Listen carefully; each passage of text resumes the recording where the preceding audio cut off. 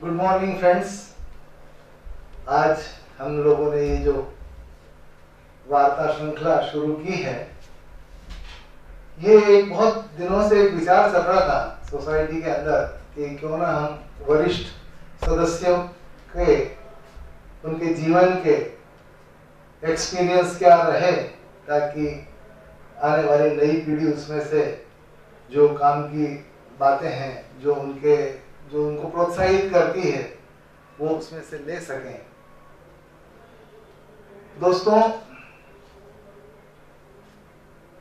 Pradeep ji Indore chapter के जो हैं, उन्होंने इस कार्य के लिए सबसे पहले मुझे ही जिम्मा दिया है और मैं कोशिश करूंगा कि जिस पर्पस के लिए इसको शुरू किया जा रहा है वो फुलफिल होगा। आप में से हो सकता है बहुत सारे लोगों के लिए ये इररिलेवेंट भी हो, परंतु कई युवाओं के लिए ये एक प्रेरणा स्रोत भी हो सकता है। जो काम की चीजें हैं उसको आप ग्रहण करें, जो नहीं है वो उसको छोड़ दें। तो आपके सामने मैं अपना लाइफ का जो एक्सपीरियंस है मैं उसको आपके साथ शेयर करता हूं। दोस्तों, आप देख रहे हैं ये एक लेथ मशीन के ऊपर एक ऑपरेटर राजेंद्र जैन है।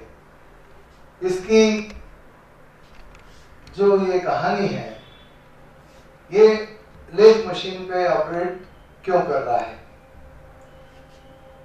दोस्तों, स्कूल के दिनों में मैं काफी ब्रिलियंट था और मैंने हायर सेकेंडरी बहुत अच्छे नंबरों से पास की थी। और उसके बाद मेरा सपना था कि मैं इंजीनियर बनूं और इंजीनियरिंग कॉलेज में जाऊं, परंतु उस टाइम पे इंजीनियरिंग कॉलेज के नाम पे इंदौर में GSITS हुआ करता था और वहां की जो फीस थी वो करीब 1250 रुपया थी साल की। और जो मतलब मेरे परिवार के लिए वो एक बहुत ही डिफिकल्ट था इतना खर्चा करना इंजीनियरिंग करने के लिए। अतः मैंने ये डिसाइड किया कि मैं और क्या कर सकता हूँ। इंजीनियरिंग नहीं किया तो मुझे किसी ने सलाह दी कि डिप्लोमा कर सकते हो मैकेनिकल के अंदर, क्योंकि उस टाइम पे डिप्लोमा क्लासेस की साल की फीस 400 रुपया थी। तो मैंने डिप्लोमा ज्वाइन किया मैकेनिकल के अंदर। दोस्तों, ये आर्थिक व्यवस्था हमारी जो बिगड़ी हमारे परिवार की, उसके पीछे भी एक बहुत बड़ी कहानी है कि मेरे फादर ने एक फैक्ट्री डाली थी चश्मा बनाने की।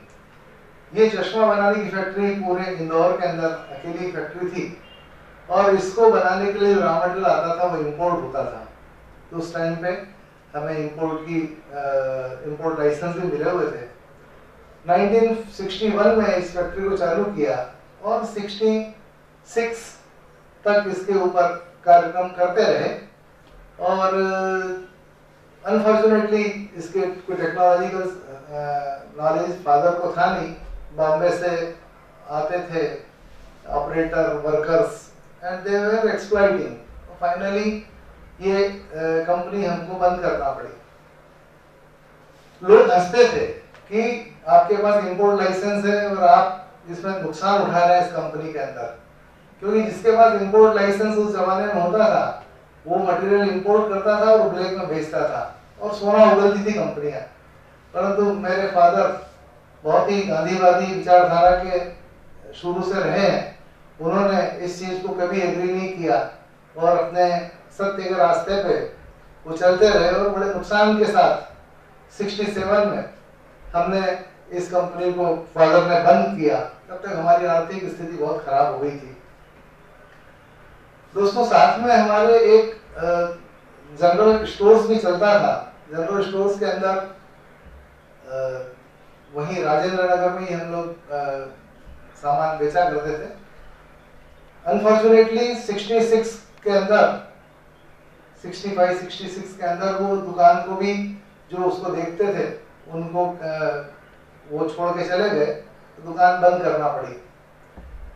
और हमारी हालत और बिगड़ती गई, क्योंकि दुकान भी बंद, फैक्ट्री भी बंद। मेरी ग्रैंड मदर, दादी जी, जिनका ये यहाँ पे चित्र है, उन्होंने मुझे एक दिन बुलाया और मुझे कहा कि राजू, अपनी दुकान पे सामान सब पड़ा हुआ है, तो तुम दुकान खोल के बैठा करो। उस टाइम पे मेरी उम्र 10 या 11 साल की रही होगी, मैं बहुत छोटा सा था, परंतु उन्होंने मुझे प्रोत्साहित किया और उन्होंने मुझे चाबी दी। वो चाबी लेके मैं जब दुकान पे गया एक दिन, तो देखा कि वहां का ताला मेरी ऊंचाई से भी ऊपर है। ऐसी स्थिति में मेरे लिए बड़ा विकट स्थिति हो गई और अब वो ताला कैसे खोला जाए। तो इसलिए मैंने वहां पे एक राहगीर को बुलाया और उससे वो ताला खुलवाया और दुकान को साफ सफाई करके चालू किया। दोस्तों, पहला दिन था, मेरी उम्र 10-11 साल की रही होगी, मुझे याद है 5th या 6th में पढ़ता था।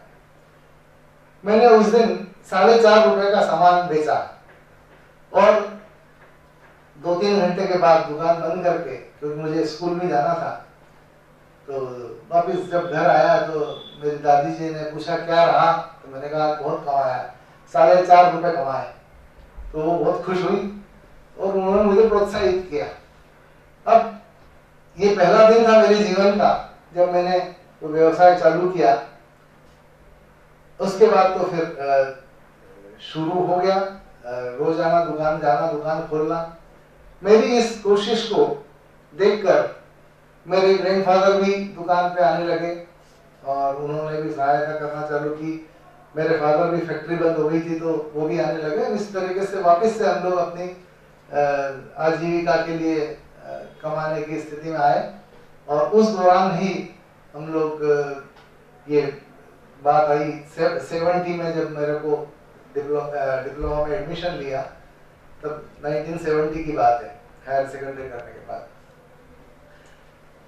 मैंने गजरा गियर्स में इंटरव्यू के लिए जब मैंने डिप्लोमा किया, मैं टॉपर था, अच्छे नंबरों से पास हुआ था। फिर मैं जब गजरा गियर्स में इंटरव्यू दिया तो मिस्टर एम.एच. देसाई, जो वहाँ के चीफ इंजीनियर थे, उन्होंने मेरा इंटरव्यू लिया और इंटरव्यू लेने के बाद मुझसे वो बोले, मिस्टर जैन, ये आपके लिए जगह नहीं है गजरा गियर्स।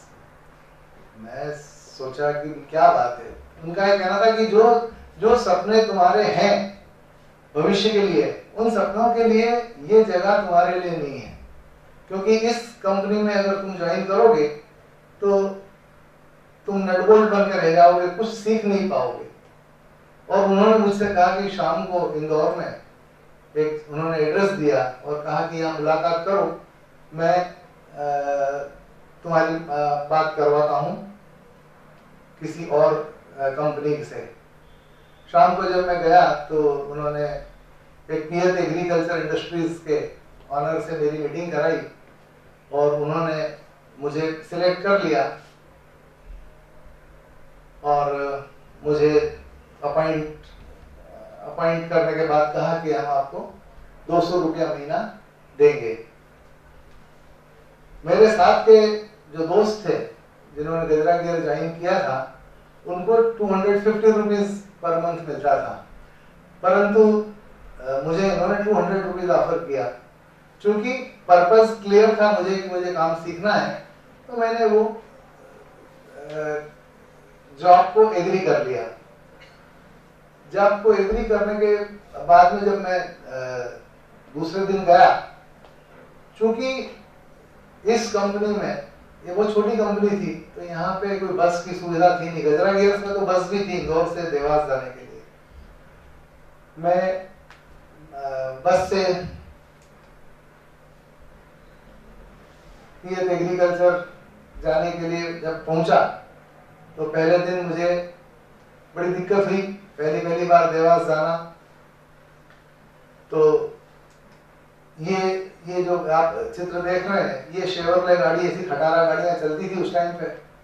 इस गाड़ी से मैं देवास जाता आता रहा और मुझे 200 रुपये मिलते थे, उसमें से 55 रुपया महीने का तो मेरा जाने आने का खर्चा इस बस के साथ ही हो जाता था, बस में जाने आने में लग जाता था। परंतु मेरे को इसकी कोई चिंता नहीं थी और मैंने जॉब ज्वाइन किया। जब पहला दिन गया तो मुझे उन्होंने फैक्ट्री के बारे में बताया, 2-3 दिन तक सब दिखाते रहे और एक दिन उससे बोलते हैं कि ये लेथ मशीन तुमको चलानी है। मैं बड़ा संकट में आ गया कि मुझे लेथ मशीन क्यों चलानी, मैं तो इंजीनियर, मन में मैंने सोचा। फिर मैंने देसाई साहब से बात की तो देसाई साहब बोले, मिस्टर जैन, अगर तुम्हें अपने सपने पूरे करना है तो इस मशीन को चलाना आना चाहिए तुम्हें, क्योंकि ये मदर ऑफ मशीन्स है लेथ मशीन, और अगर इसको आपने चलाना सीख लिया तो you will have a good understanding with machine, the machine का इन एंड आउट सब मालूम पड़ जाएगा। तो उन्होंने मुझे एक जिम्मा सौंपा। गियर के कुछ ब्लैंक्स बनते थे उस कंपनी में गजरा गियर्स के लिए, तो वो गियर ब्लैंक्स बनाने के लिए मुझसे कहा गया कि आप ये मशीन चलाइए और इस पे गियर ब्लैंक बनाइए। उस टाइम पे मेरा वजन करीब 56-57 किलो रहा होगा, दुबला पतला सा मैं यंग लड़का, और लेथ मशीन चलाना मैंने कॉलेज में चलाई थी परंतु मुझे इतना एक्सपीरियंस था नहीं। फिर मैंने जैसे तैसे करके 10-15 दिन में मशीन को चलाना सीखा और फिर मैंने गियर ब्लैंक्स बनाना चालू किए। 3-4 महीने बाद इससे स्टेज आई कि मैं एक गियर ब्लैंक बनाता। अगर मैं गियर ब्लैंक बनाता तो मेरे सारे जितने भी और दूसरे लोग थे वो सेम मशीन में सेम टाइप की मशीन बनाते थे, वो मुझको देखते रहते थे। जब मैंने गियर ब्लैंक बनाना चालू किए, क्योंकि मुझे देसाई साहब ने कहा था कि ये मशीन पे ये वर्कर्स 55 गियर ब्लैंक्स बनाते हैं, जबकि उनके एस्टीमेट के अनुसार 100 गियर्स बनना चाहिए थे पर शिफ्ट। तो उन्होंने मुझे टास्क दी थी कि ये तुम्हारा चैलेंज है, तुम 100 गियर ब्लैंक्स बना के और बताओ। जब मैं मशीन पे बनाने लगा, धीरे धीरे मेरी प्रोडक्टिविटी बढ़ती गई। मैं जब 40 ब्लैंक बनाता तो वर्कर लोग 41 बनाते, मैं 45 पे पहुंचा तो 46 पे पहुंचे। मैं जब 55 जो उनका जो टारगेट था उसमें पहुंचा तो दे वर प्रोड्यूसिंग 56। तो ऐसा हुआ कि जब मैंने 57 बनाया तो उन्होंने 58 बनाया। ये रेस चालू हो गई और करीब 6 महीने के अंदर मैं 95 के स्कोर पर पहुंचा। देसाई साहब एक दिन आए और उन्होंने मुझसे पूछा क्या स्कोर चल रहा है। मैंने कहा 95 पे पहुंच गया हूं मैं। वर्कर 96 बना रहे थे, मैं 95 पहुंचा। तो बोले बहुत हो गया तुम्हारा, तुमने गढ़ जीत लिया और अभी तुम्हें लेथ मशीन चलाने की जरूरत नहीं है। इस टाइप से करीब 6-7 महीने मैंने लेथ मशीन चलाई। बाद में उन्होंने मुझे सुपरवाइजर का जिम्मा सौंपा और मैंने वहाँ फिर इंस्पेक्शन और दूसरे प्रोडक्शन प्लानिंग ये एरिया में काम करना चालू किया।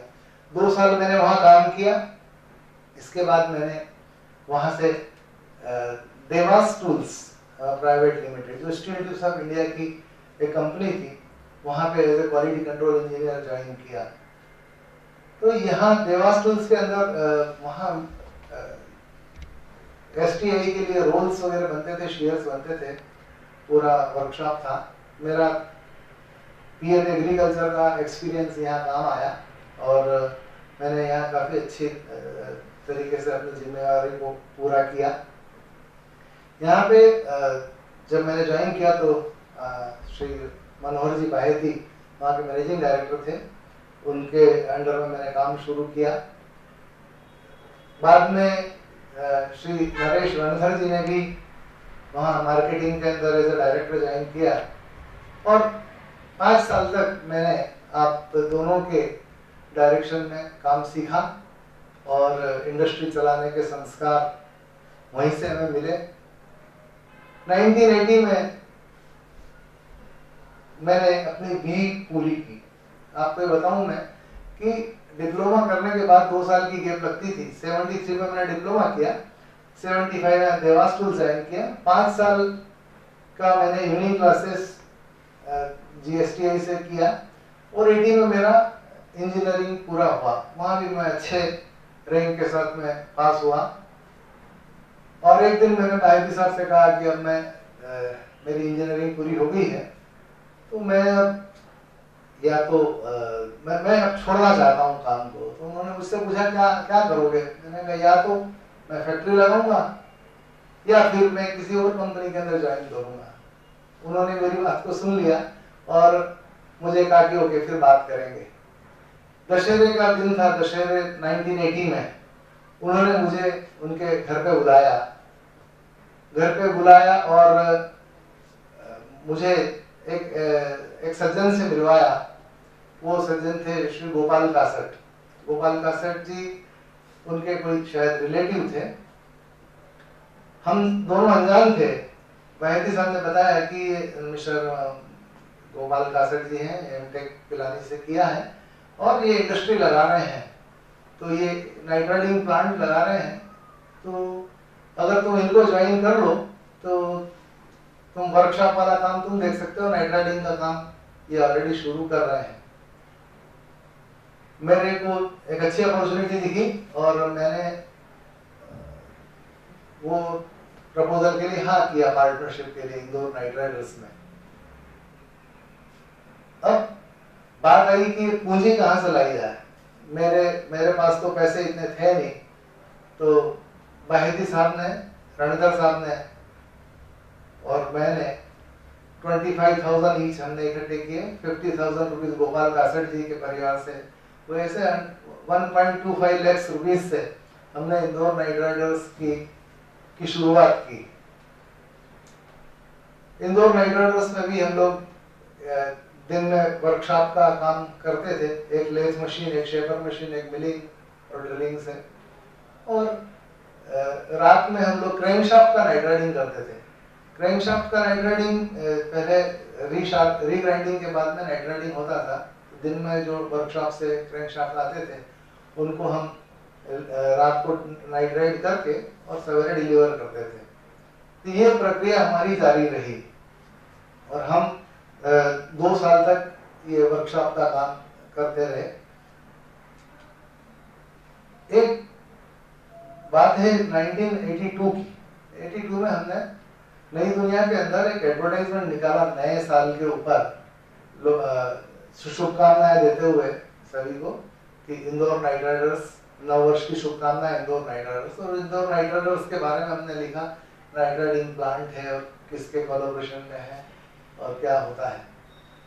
सौभाग्य से उस दिन वो पेपर भोपाल में BHEL के एक ऑफिसर ने उसको पढ़ा और वो एडवर्टाइजमेंट उनके निगाह में आया।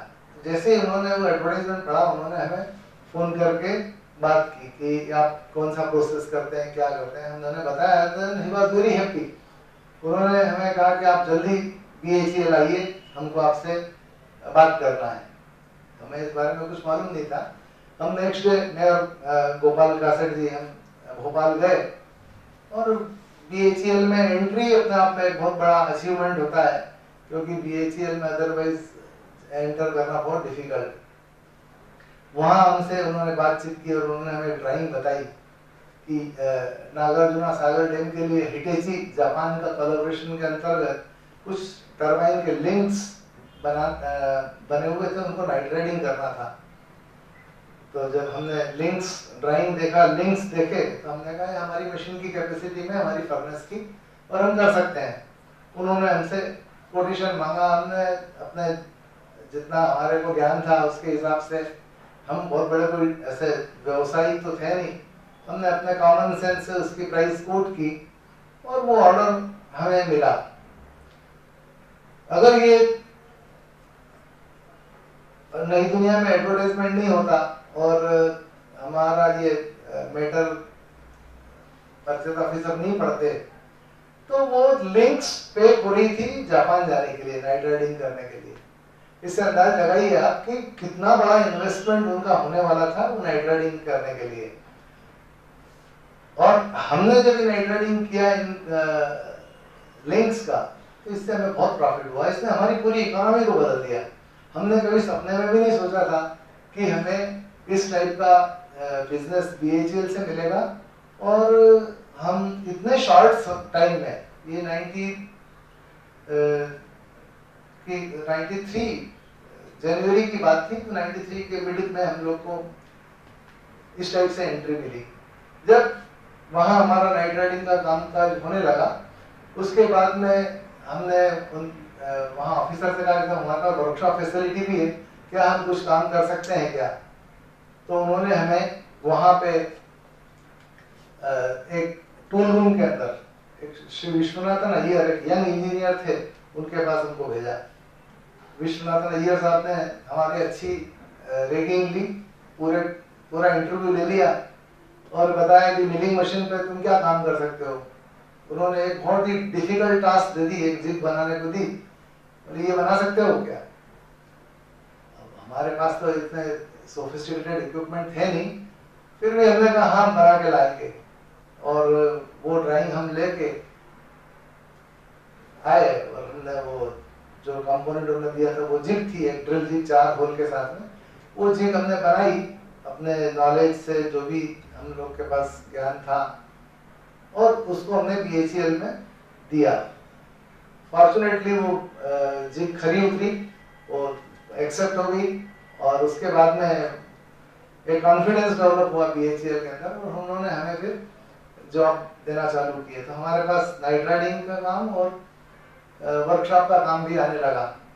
इस टाइप से हमने बहुत तेजी से प्रगति की, और इस दौरान फिर हमारा भोपाल के अलावा हरिद्वार, झांसी, तिरुचिरापल्ली, रानीपेट, बेंगलोर, BHEL के सभी प्लांट्स में हम लोग काम करने लगे। तो हमारा टर्नओवर 85 में आके करीब 30 लाख से ऊपर हो गया। अभी 30 लाख की लिमिट एक्साइज की थी, इससे ऊपर होता है तो आपको एक्साइज में फॉर्मेलिटी में इन्वॉल्व होना पड़ता है। तो हमने सोचा क्यों ना हम एक यूनिट और नया खोल दें, तो हमने एक यूनिट इंदौर टूल्स के नाम से शुरू किया 1985 में। उसके अंदर जो है वो सेम वर्कशॉप फैसिलिटी हमने लगाई जो इंदौर नाइट्रोडस में थी, क्योंकि हमें तो उत्पादन बढ़ाना था। 1983 में भारती साहब और रणधर साहब ने अपने शेयर वापस निकाल लिए थे, क्योंकि उन्होंने हमें सपोर्ट करने के लिए फाइनेंस किया था। तो एक शेयर मैंने लिया, एक शेयर कासट साहब ने लिया, तो उनके 60% शेयर थे, मेरे 40% थे इंदौर नाइट्रोडस में। तो अंडरस्टैंडिंग के अनुसार फिर इंदौर टूल्स में हमारे परिवार के 60% रखे और उन्होंने 40% शेयर लिए, और हमने इंदौर टूल्स के अंदर काम चालू किया। हमारे मन में शुरू से इच्छा थी कि हम कोई प्रोडक्ट डेवलप करें, क्योंकि ये BHEL का वर्क एक टाइप का जॉब वर्क है, कोई सर्टेनिटी नहीं थी इसके अंदर कि हम हमेशा एक तरीका काम मिलेगा हमें। तो हम काम लाते बनाते, पैसा जरूर था, कमा जरूर रहे थे, but there was no satisfaction कि हमारा कोई नाम नहीं है कहीं भी। तो हम इस तलाश में थे कि हमें कोई प्रोडक्ट मिले। इस दौरान मनोहर पायती साहब ने हमें बताया कि वो अभी पेंडसा मशीन, कटिंग मशीन का काफी नए टेक्नोलॉजी आई है, वो उन्होंने जर्मनी के अंदर देखा था, तो हमें बताया। सौभाग्य से MP एक्सपोर्ट कारपोरेशन का एक डेलीगेशन जा रहा था 1984 में हनोवर शो में, तो उसमें मैं और कासट साहब हम दोनों का सिलेक्शन हो गया और हम जर्मनी गए। वहाँ हमारी निगाह पेंडसा मशीनों की थी। हमने पेंडसा मशीन के बारे में काफी सोच देखा और उस पर वर्क किया, और हमने सबसे पहले एक छोटी पेंडसा मशीन बनाई, और उसके बाद में 1985 में 86 में भी हमने कुछ मशीनें अपनी डेवलप की। परंतु बाद में हमें लगा कि हमें जो हमारा मार्केट है वो छोटी मशीन नहीं है, हमारा फ्यूचर जो होगा वो बड़ी मशीन में है। तो डबल कॉलम मशीन के बारे में हमें मालूम पड़ा। तो इंडिया में फर्स्ट टाइम हमने डबल कॉलम मशीन अपनी खुद की डिजाइन की, क्योंकि कैटलॉग तो हम 84 में लेके आए थे हमारे उस एग्जीबिशन से, और उसको देख के हमने डिजाइन किया। तो 86 में हमने मशीन डेवलप की, पेंडसा मशीन, और 86 के अंदर हम इसको रन कर रहे थे, काफी स्ट्रगल कर रहे थे। 86 हो गया, 87 का भी बिगनिंग चालू हुआ, और हम बड़े परेशान थे क्योंकि इसके अंदर जो लगती थी ब्लेड, वो ब्लेड हम इंडिया में एक bimetal strip and alloy Hyderabad की कंपनी थी, उसके ब्लेड हम यूज करते थे। इंडिया में और कोई ब्लेड का रास्ता था नहीं, अवेलेबिलिटी थी नहीं, या यूं कहें हमें मालूम ही नहीं था। तो हमने उनकी ब्लेड लगा के और मशीन पे ट्रायल करते थे। कभी तो अच्छे कटिंग हो जाता था, कभी ब्लेड के टिथ रिप ऑफ हो जाते थे, और बड़ी बड़ी प्रॉब्लम। 1 साल तक हम बहुत स्ट्रगल करते रहे। इस दौरान हमारी वर्किंग कैपिटल, जो हमारी टोटल वर्किंग कैपिटल 4 लाख रुपए थी, उसमें 3 लाख रुपए तो हमने मशीन में झोंक दिया। और हमारे बाकी सब पार्टनर्स नाराज कि हम क्या कर रहे हैं, क्योंकि उस टाइम पे छेनी हथौड़ी से लोग कटिंग करते थे या हेक्सा से कट करते थे। तो लोग सबका मानना था कि ये 3 लाख रुपए की मशीन कौन खरीदेगा, और पैसा हमने इन्वेस्ट किया। एक जिसको बोलते हैं कि एक घबराहट सी मन में आ गई थी कि मशीन चल नहीं रही है और पैसा इतना फंसा दिया। फिर भी भगवान तो है। एक बार मैं देवास के अंदर पूना में मैं किसी कस्टमर के गया था, तो कस्टमर के यहाँ से जब मैं वापस निकला तो मुझे एक डब्बा पड़ा हुआ दिखाई दिया, और वो डब्बा बेंसा ब्लेड का था। वो बेंसा ब्लेड का डब्बा मैंने देखा, उसको मैंने उठाया और साथ में मैं लेके घर आ गया। और फैक्ट्री इंदौर में जब मैं पहुंचा तो उसके अंदर एक टेलेक्स नंबर दिया हुआ था। तो उस पहले संचार के साधन नहीं थे। आज तो इंटरनेट पे आप कोई भी चीज की कोई भी इंफॉर्मेशन लेनी है, गूगल करिए और आपको सब इंफॉर्मेशन मिल जाएगी। पहले ऐसा कुछ नहीं था। अगर आपको कोई भी जानकारी लेनी है तो एम्बेसी को लिखिए उस कंट्री की कि हमें ये चीज चाहिए, वो आपको संपर्क करवाएंगे उनके देश की मशीन कंपनी से, और आपका फिर डायलॉग चालू होगा। वो केवल फोन या टेलेक्स से हो सकता था। ये टेलेक्स मशीन जो आप देख रहे हैं, इसके अंदर मतलब अभी नई जनरेशन के लिए तो बहुत नई चीज है ये यहाँ पे हम लोग अगर टाइप करते हैं इसको, तो कस्टमर का जो जिसके हम लोग डायल कर रहे हैं उसके यहाँ पे टाइप होने लगता था। इस टाइप की टेलेक्स मशीन हुआ करती थी।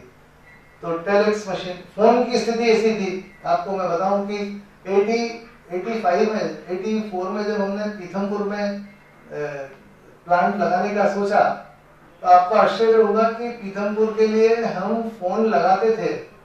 पहले 3 तरह के फोन हुआ करते थे कनेक्शन। एक तो ऑर्डिनरी फोन कॉल, एक अर्जेंट फोन कॉल, और एक होता था लाइटनिंग कॉल। अर्जेंट कॉल में डबल पैसे लगते थे और लाइटनिंग कॉल में 8 गुना पैसा लगता था। जब स्थिति ऐसी थी कि पीथमपुर में हम सवेरे कॉल लगाते, शाम को मिलता था हमारा कॉल लाइटनिंग कॉल। इससे आप अंदाजा लगा सकते हैं संचार व्यवस्थाओं की हालत कैसी थी। और ऐसे स्थिति में कोई नया काम करना, इंडस्ट्री को लगाना, इट्स वाज वेरी डिफिकल्ट। परंतु ये टेलेक्स एक ऐसी सुविधा थी जिससे हमने अपना मैसेज, वो डब्बे पे जो लिखा हुआ था, लेनॉक्स कंपनी थी अमेरिका की, उस अमेरिका की कंपनी का टेलेक्स नंबर पे हमने डायल किया और उनसे ये पूछा कि क्या हमारे इस साइज की ये टाइप की ब्लेड बनाते हैं क्या। तो वहां से हमें जवाब मिला कि यस, वो बनाते हैं और वो इसमें हमारी मदद कर सकते हैं। तो हमने उनसे रिक्वेस्ट की कि आप क्या हमें 2 सैंपल भेज सकते हैं। उन लोगों के लिए भी इंडिया एक नया मार्केट था शायद, मुझे ऐसा लगता है। तो उन्होंने इमीडिएटली एग्री किया। 1 वीक के अंदर हमारे पास 2 ब्लेड कोरियर से उस टाइम पे कोरियर भी नहीं होता था, पोस्टल फ्लाइट से आते थे ये। 1 वीक के अंदर हमारे पास 2 ब्लेडें सैंपल आई। और आपको ताज्जुब होगा कि जब हमने वो ब्लेडें रिसीव की तो हमारे मन में इतनी खुशी थी जैसे कोई बहुत बड़ी गिफ्ट हमारे पास आ गई हो। और होना भी था, क्योंकि हम स्ट्रगल कर रहे थे हैदराबाद की ब्लेड से। वो ब्लेड को जब हमने मशीन पर लगाया तो हमारा आश्चर्य का ठिकाना नहीं रहा, और खुशी भी इतनी हुई कि हमारी मशीन परफेक्ट चल रही थी। कोई भी प्रकार की प्रॉब्लम नहीं हो, जो स्टैंडर्ड्स हैं उसके अनुसार वो उसमें कटिंग हो रहा था। It was working very well. हमारी खुशी का ठिकाना नहीं रहा। अब हमारे पास टास्क थी कि इस मशीन को बेचना कैसे। हमने पुणे की कंपनी वेस्ट इंडिया फोर्जिंग को हमने बात किया और वो लोग मशीन देखने के लिए आए। कारण ये था कि हमने मशीन की कीमत रखी थी 3.5 लाख रुपीस, और सेम साइज की मशीन उस टाइम इंपोर्ट होती थी 15 लाख रुपीस में। उस टाइम पे foreign exchange was very precious item, foreign exchange. तो इसके ऊपर इंपोर्ट ड्यूटी 85% लगती थी। 85% इंपोर्ट ड्यूटी लगने के बाद मशीन की कीमत 15 लाख हो जाती थी, और हमने 3.5 लाख रुपीस की प्राइस बताई कस्टमर को। वो आए, उन्होंने मशीन पे ट्रायल लिया and he was so happy. उन्होंने मशीन तो वहीं खरीद लिया और साथ में 2 मशीन का ऑर्डर और दे दिया। तो इस टाइप से हमारा मशीन का ग्राहक मिल गया हमें, और हमें नई मशीनों के ऑर्डर मिले। अब ऑर्डर तो मिल गए, क्योंकि वो मशीन जो हमने उनके लिए 2 बनाई थी वो हमने 1987 में 89 में हमने 89 के अंदर 2 मशीनें, इंटेक्स एग्जीबिशन होती है विक्रोली में, गोदरेज कंपाउंड, उस टाइम पे हमने वहां डिस्प्ले की। तो आपको आश्चर्य होगा, हमारे इतने मशीनों के ऑर्डर आ गए कि हमारे को समझ में नहीं आ रहा था कि हम एग्जीक्यूट कैसे करेंगे। अच्छा, हम बहुत छोटे थे तो लोग हमें एडवांस देने में भी डरते थे, हर कोई बैंक गारंटी मांगता था। बैंक है जो हमको बैंक गारंटी देती नहीं थी, क्योंकि हमने कोई जान पहचान, हमारा कोई ऐसा बहुत बड़ा फाइनेंशियल बैकअप भी नहीं था। ऑर्डर की भरमार और मशीन बना नहीं पा रहे हैं। सब संयोग की बात है। एक बार मैं कलकत्ता किसी बिजनेस टूर पे गया, तो कलकत्ता के अंदर मैंने देखा कि वहां पे जूट बहुत होता है बंगाल के अंदर। तो जूट के ट्रक्स आके खड़े हुए थे, और मंडी में दूसरे दिन सवेरे उनको जाना था।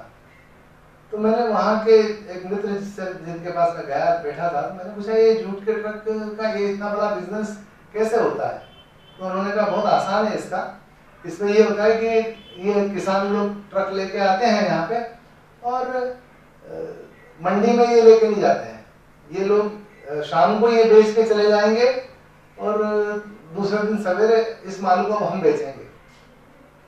तो मैंने कहा फिर आपके पास इतने ट्रक का पैसा आप कैसे लाते हैं? नहीं सर, नहीं, बहुत सिंपल है।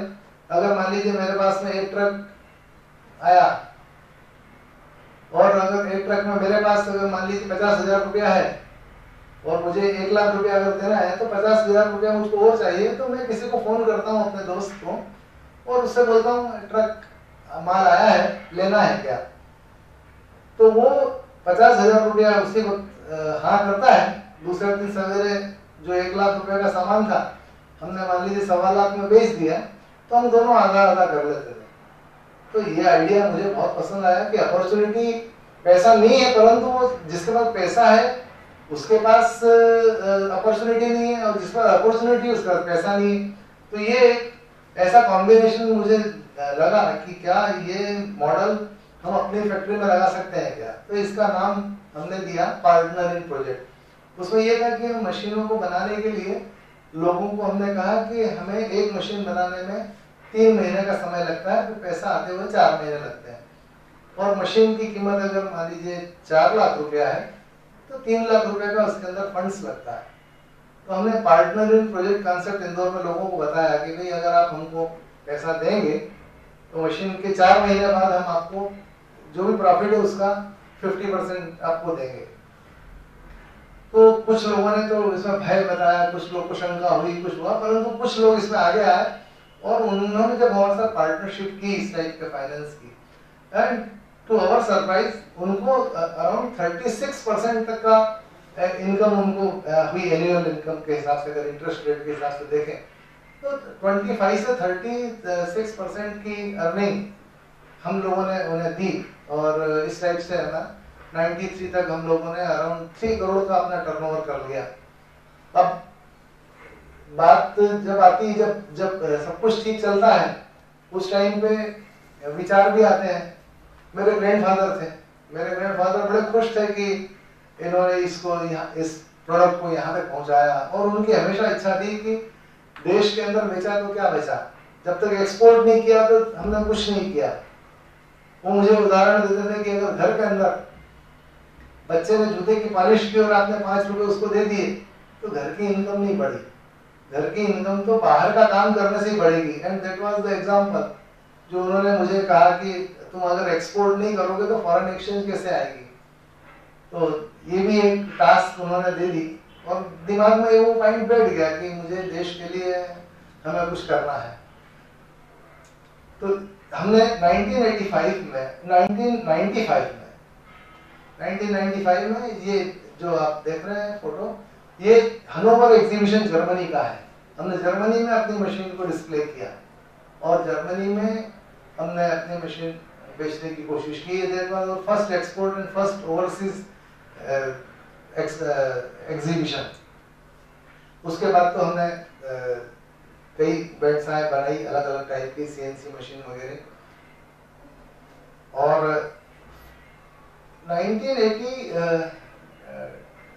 2002 में हमें लगने लगा कि बैंडसा मशीन की रिक्वायरमेंट जिस तेजी से बढ़ रही है उसके पीछे रीजन ये था कि सीएनसी मशीनें देश में तेजी से आ रही थी और ये सीएनसी मशीनों की जो मटेरियल कट पीसेस की रिक्वायरमेंट थी इट वाज ह्यूज।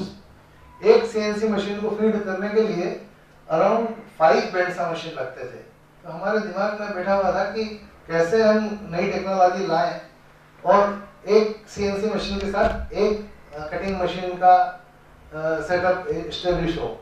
तो हमने थोड़ा वर्किंग किया, हमें मालूम पड़ा कि जापान के अंदर कुछ स्पेशल कार्बाइड कटर्स डेवलप हुए हैं जिनको बहुत फास्ट कटिंग करते हैं और उसको उससे मशीन डेवलप की जा सकती है। तो हमने 2004 में एक सर्कुलर सा डेवलप किया, सीएनसी सर्कुलर सा, और उसके ऊपर हमने उसको डिस्प्ले जब किया तो we got very good response in the market. और ये इस टाइप के बैंडसा मशीन हम लोगों ने सर्कुलर सा मशीन डेवलप किए और हिंदुस्तान में डिफरेंट मॉडल्स बना के हमने बेचना चालू किया। अब 2007 की बात है। 2007 में हमारे पास जापान, क्योंकि कटर्स हम जापान से लेते थे तो जापान के लोग हमारे संपर्क में काफी आए थे और जापान का एक डेलीगेशन जब हमारी फैक्ट्री पे आया तो उन्होंने हमसे एक प्रश्न किया कि हम ये मशीनें इतनी सस्ती क्यों दे रहे हैं, क्योंकि ये कार्बाइड सर्कुलर सा मशीन हम करीब 14 लाख में देते थे, जो ताइवान की इंपोर्टेड मशीन यहाँ पे 27-28 लाख में मिल रही थी इंडिया में। बाकी मशीन, जापान की मशीन तो 65 लाख की थी और भी एक्सपेंसिव मशीनें थी, सेम मॉडल की, सेम कैपेसिटी की मशीनें, which we were selling in 14 lakh रुपए। तो उन्होंने हमसे आके पूछा कि आपकी मशीनें इतनी सस्ती क्यों बेचते हैं। तो हमने उनसे यही कहा कि हमारा एम ये है कि हमें पॉपुलेशन बड़ा होना चाहिए हमारी मशीन के।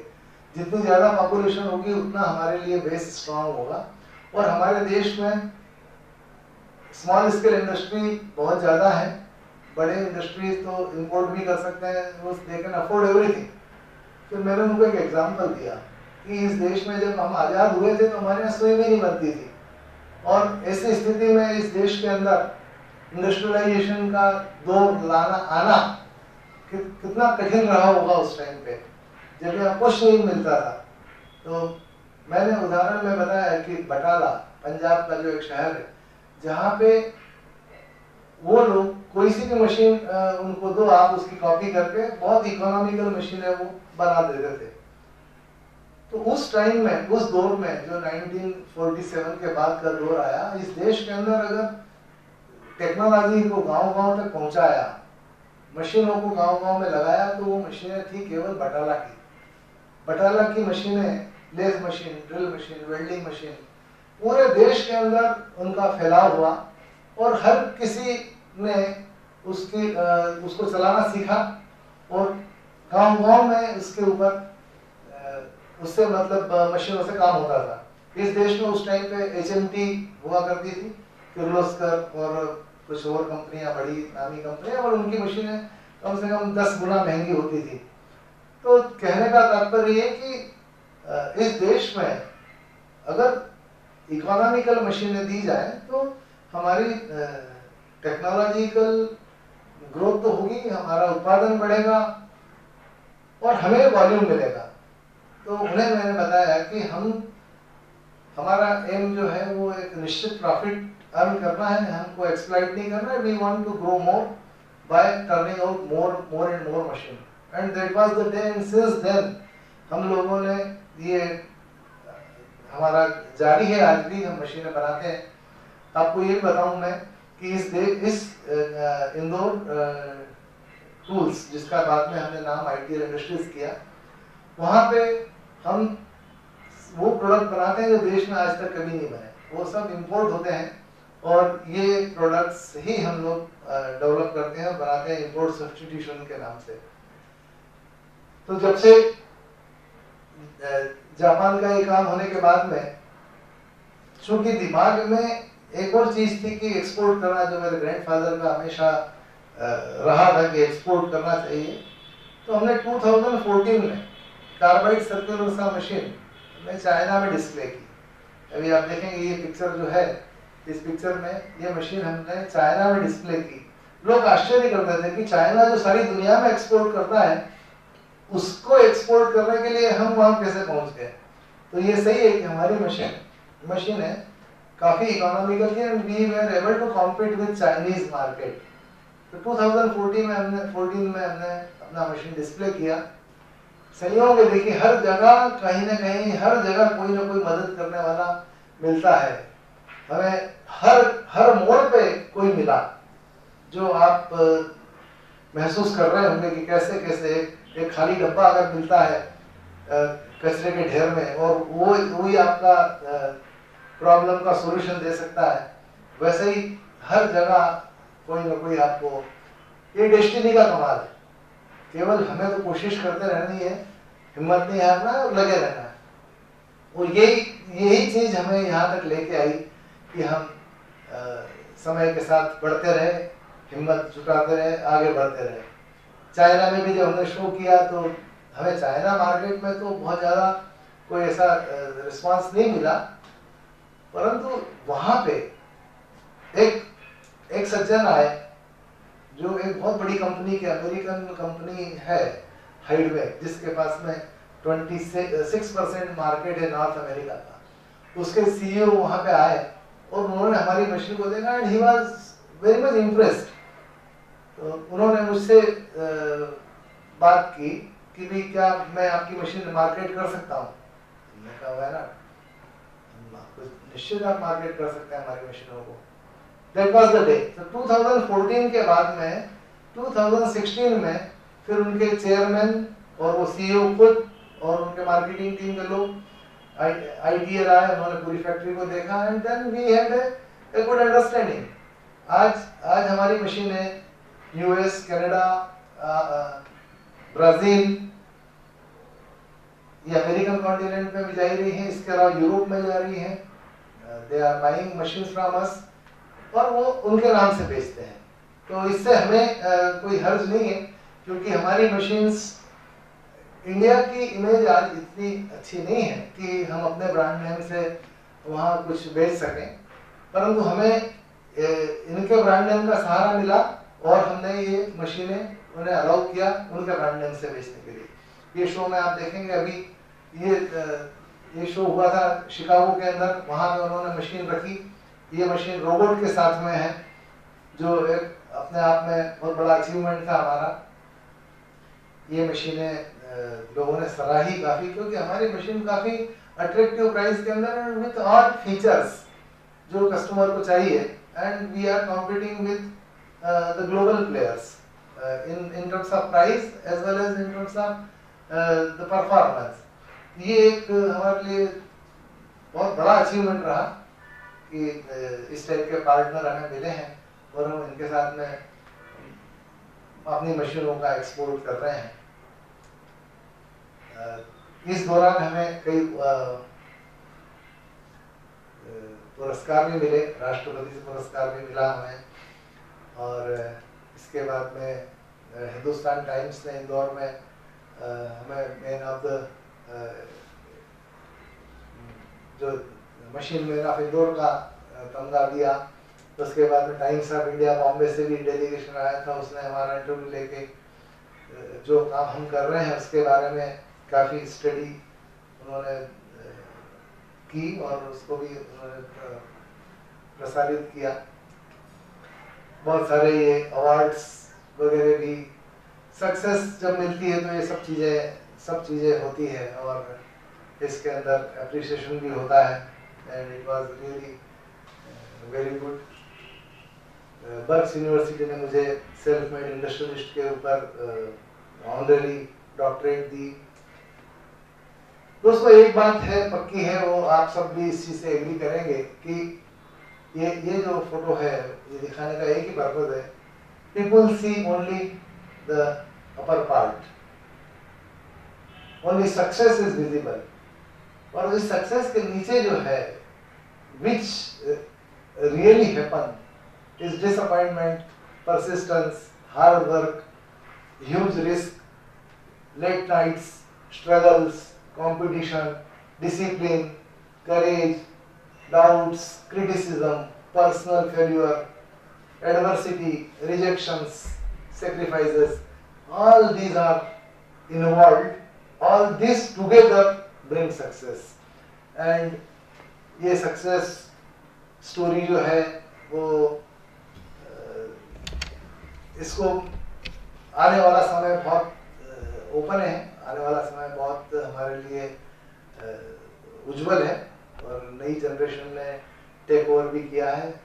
हमारे बच्चों ने हमें हमारे जो काम हम करते थे वो लोगों ने संभाल लिया है और हमें विश्वास है कि वो इसी तरीके से, इसी फिलॉसफी के साथ आगे बढ़ाएंगे और जो हम लोगों ने यहाँ पे सीखा है, जो कुछ हमने भी किया है उसको ध्यान में रखते हुए वो आगे बढ़ेंगे। Thank you very much. मुझे विश्वास है कि आपको इसमें से बहुत सारी बातें ऐसा लग रहा होगा कि ये सब क्या ऐसा होता है क्या, और ये सब सच है।